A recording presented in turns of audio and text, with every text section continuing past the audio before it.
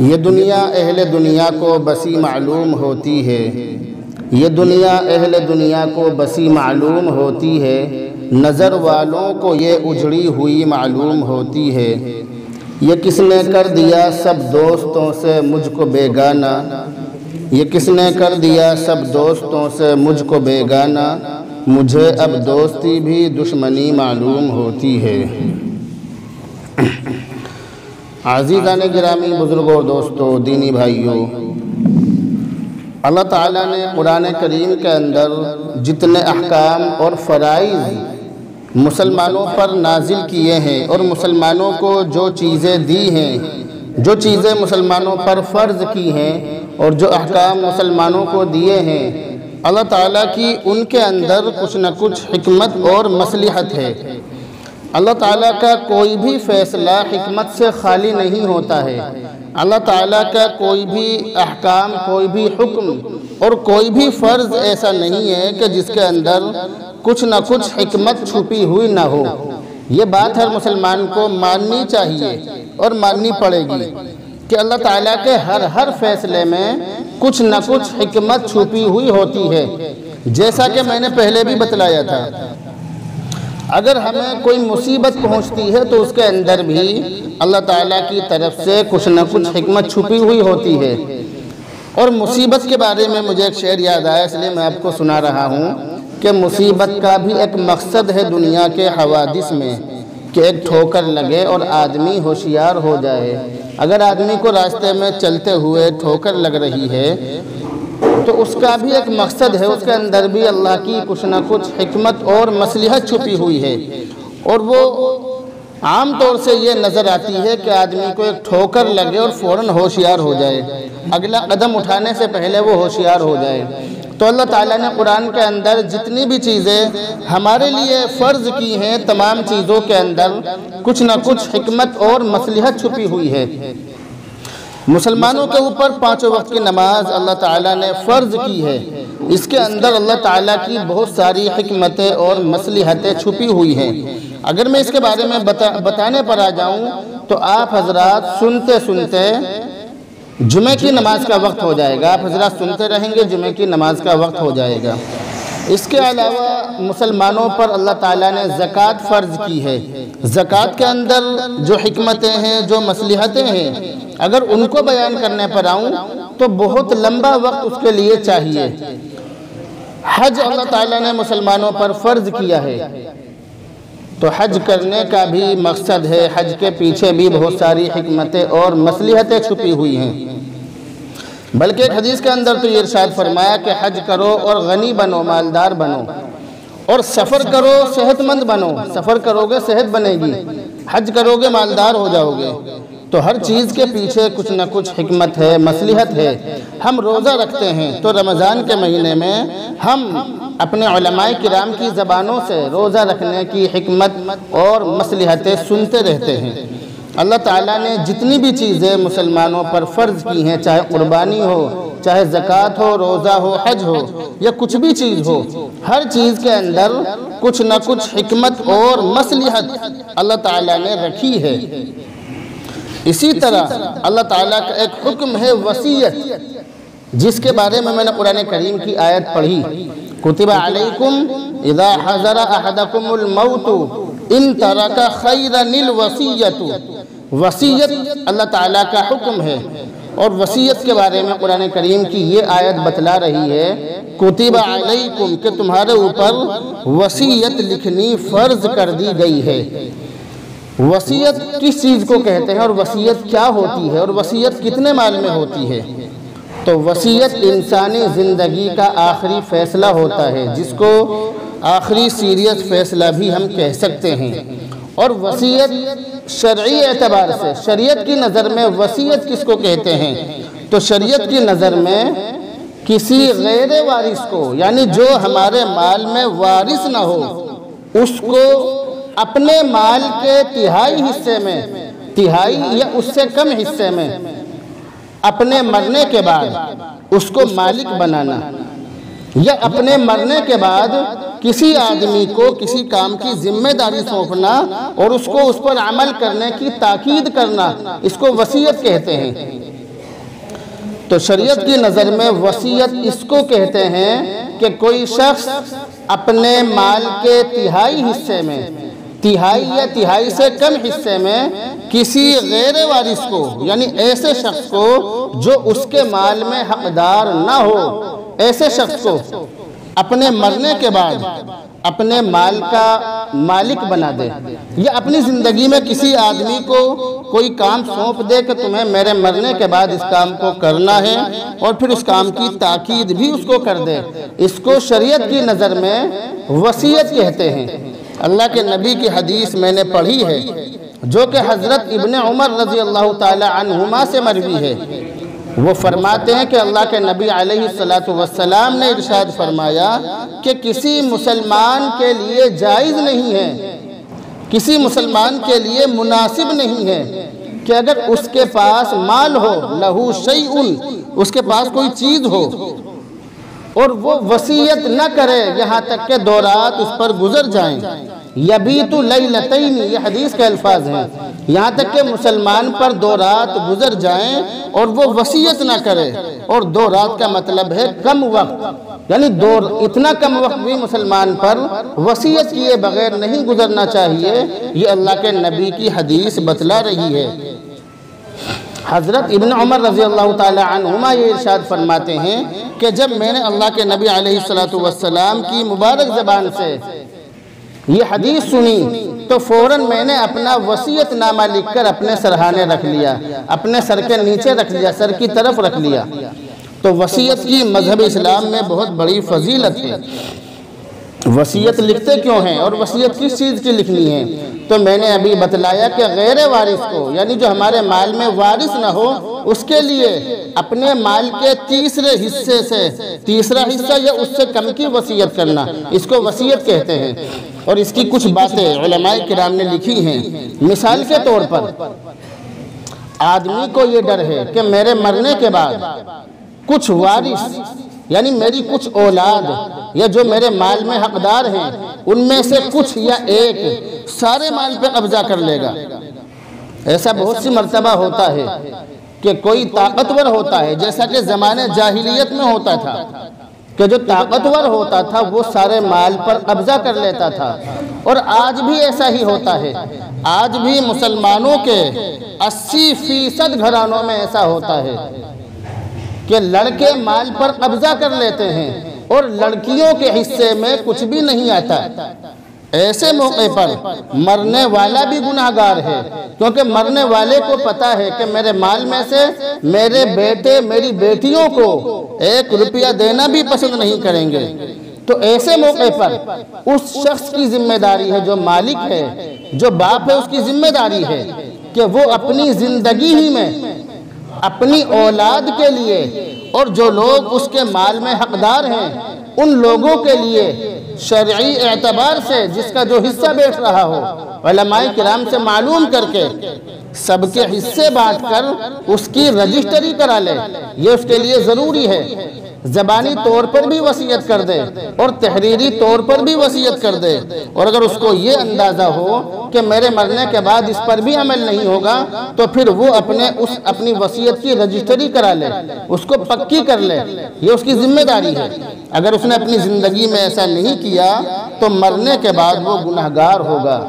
क्योंकि हमारे यहाँ पर हमारी जो बहन बेटियाँ होती हैं उनको हमारे माल में से, हमारे बाप के माल में से हिस्सा नहीं दिया जाता है, जबकि शरई एतबार से हमारे अपने बाप के हिस्से में, अपने बाप के छोड़े हुए माल में वो भी हकदार हैं। कुरान करीम के अंदर इसके बारे में साफ तौर से लिखा हुआ है। अभी मैंने कुरान करीम की आयत पढ़ी, कुतिबा अलैकुम, यानी फ़र्ज कर दिया गया तुम्हारे ऊपर।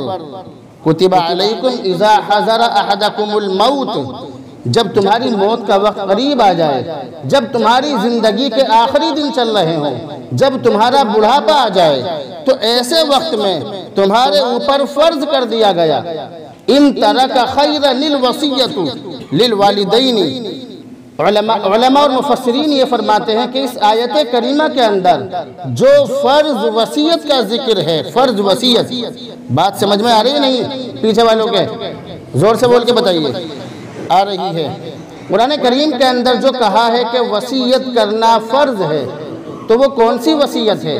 तो उलमा ये फरमाते हैं कि ये वो वसीयत है जो कुरान करीम की वसीयत वाली, विरासत वाली आयत नाजिल होने से पहले अल्लाह के नबी के ज़माने में वालिदैन के लिए, यतीमों के लिए, बेवाओं के लिए, मिस्कीनों के लिए उस वक्त लोग किया करते थे।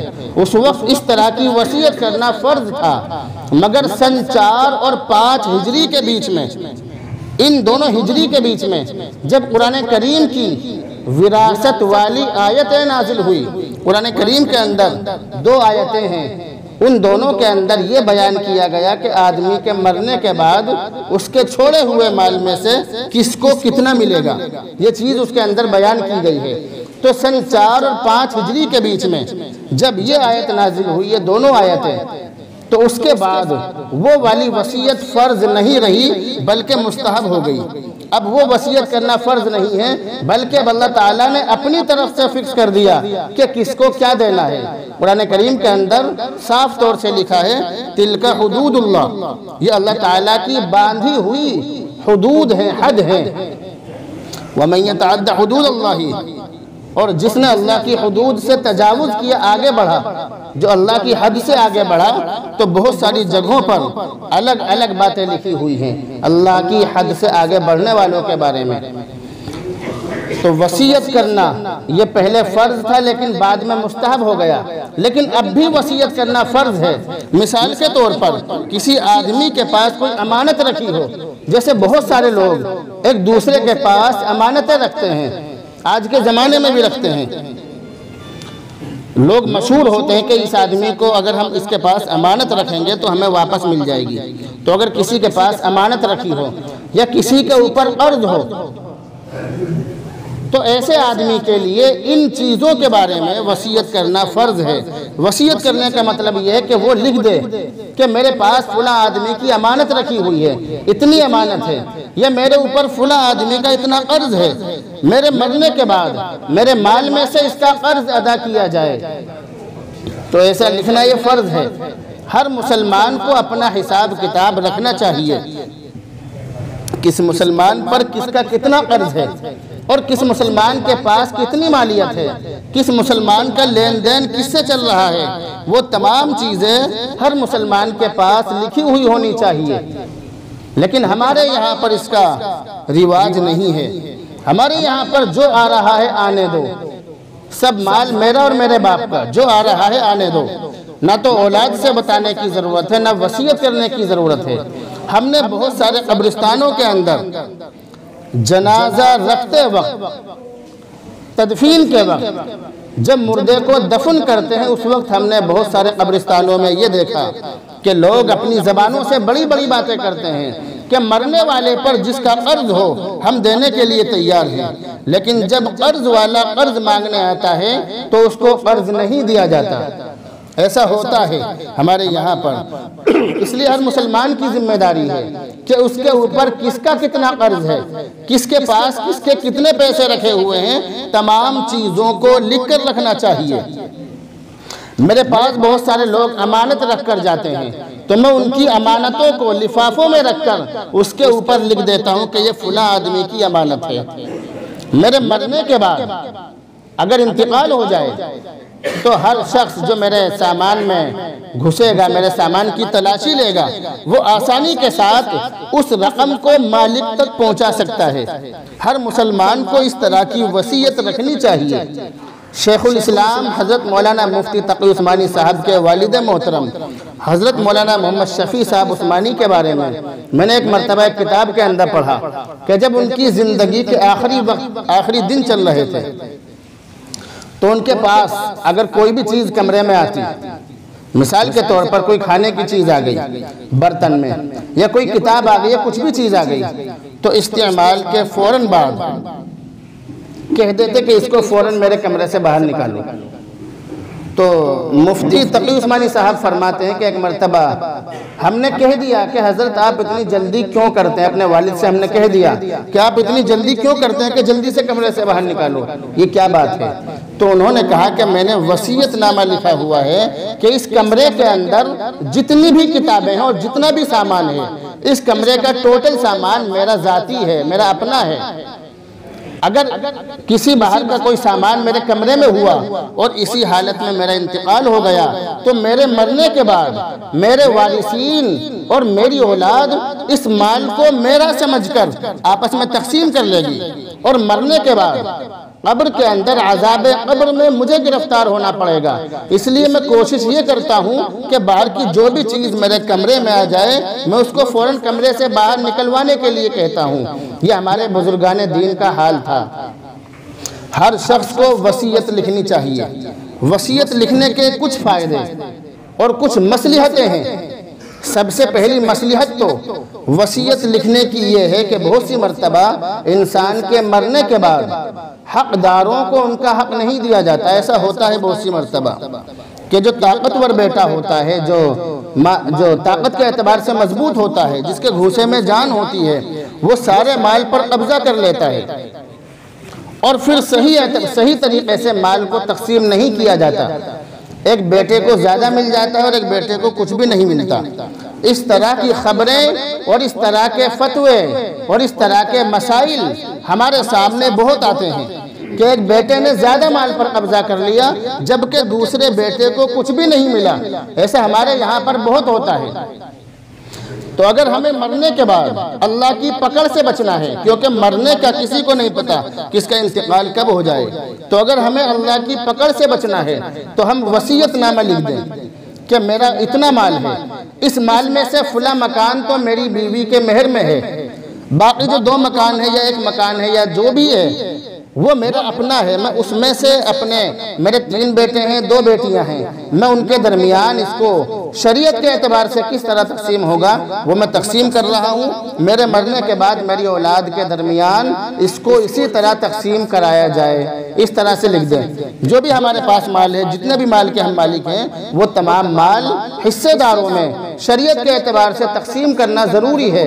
कुरान करीम के अंदर साफ तौर से लिखा है कि जिस तरह लड़के का हिस्सा है इसी तरह लड़की का भी हिस्सा है। कुरान करीम उठाकर देख लो, यूसीकुमुल्लाहु फी औलादिकुम, अल्लाह ताला वसीयत करता है तुम्हें तुम्हारी औलाद के बारे में, लिज़्ज़करी मिस्लु हज़्ज़िल उन्सयैन, ज़कर के माना है मर्द, लिज़्ज़करी मर्द के लिए 2 औरतों के, 2 लड़कियों के बराबर है।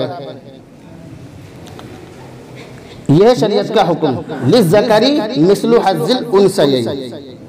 तो शरीयत के अंदर जो चीज़ें बयान की गई हैं उन चीज़ों की कुछ न कुछ मसलिहत है, मैंने शुरू में बतलाया था।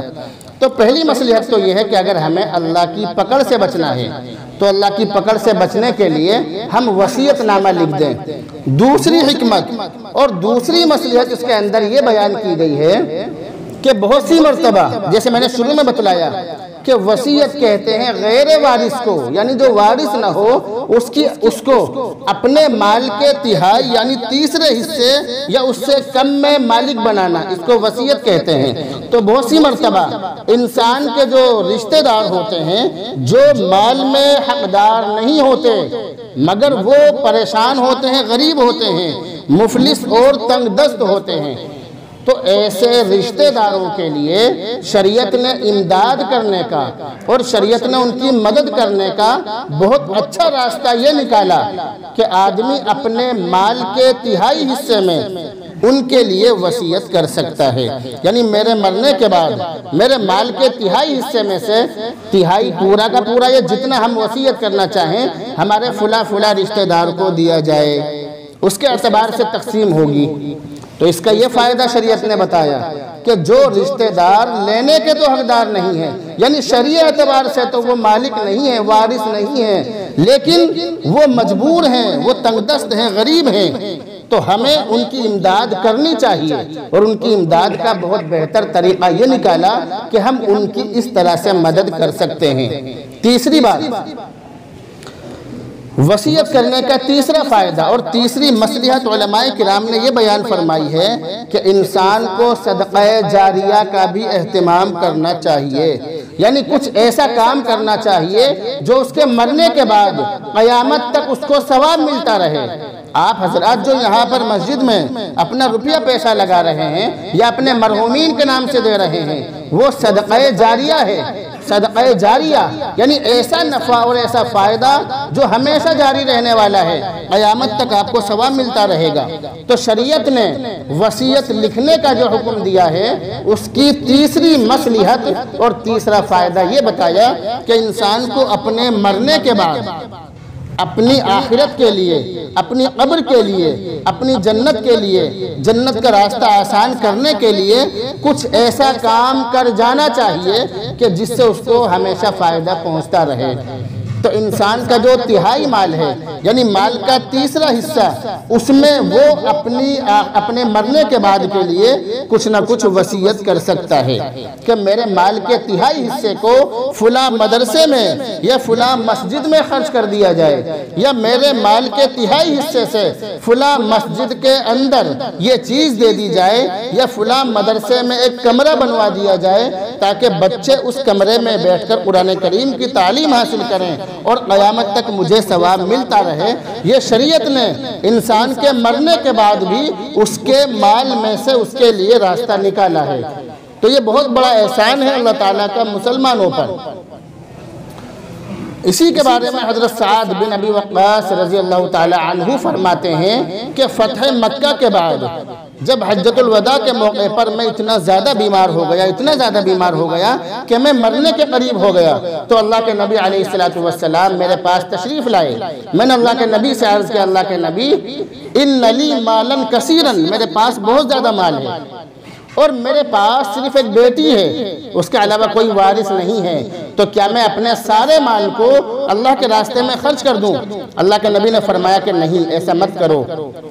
यानी सहाबा किराम का और अल्लाह के नबी का हाल ये था कि वो ज़्यादा खर्च करते थे, अल्लाह के नबी उनको रोकते थे। और हमारा हाल क्या है? हमारा हाल ये कि हम इतना कम खर्च करते हैं कि इमाम साहब को, मौलवी साहब को कहना पड़ता है कि जी और दो, और दो, और दो। ये उल्टा मामला हो गया। अल्लाह के नबी से उन्होंने कहा तो अल्लाह के नबी ने कहा कि नहीं। उन्होंने कहा कि ठीक है, मैं अपना आधा माल अल्लाह के रास्ते में देना चाहता हूँ, तो उन्होंने कहा कि नहीं। उन्होंने फिर कहा कि ठीक है, मैं तिहाई माल देना चाहता हूँ, तो उन्होंने कहा कि है तो ये भी ज़्यादा। अल्लाह के नबी ने कहा कि है तो तिहाई भी ज़्यादा, लेकिन चलो कोई बात नहीं, तुम तिहाई माल अल्लाह के रास्ते में खर्च कर दो। उसके बाद अल्लाह के नबी ने एक बात फरमाई जिसे बतलाकर मैं अपनी बात ख़त्म कर रहा हूँ।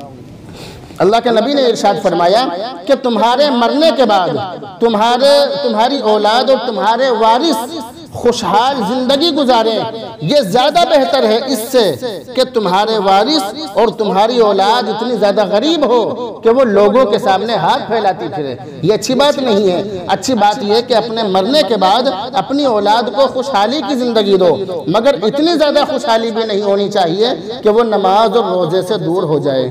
अल्लाह रब्बुल इज़्ज़त से दुआ करें, अल्लाह रब्बुल इज़्ज़त अमल की तौफीक नसीब फरमाए।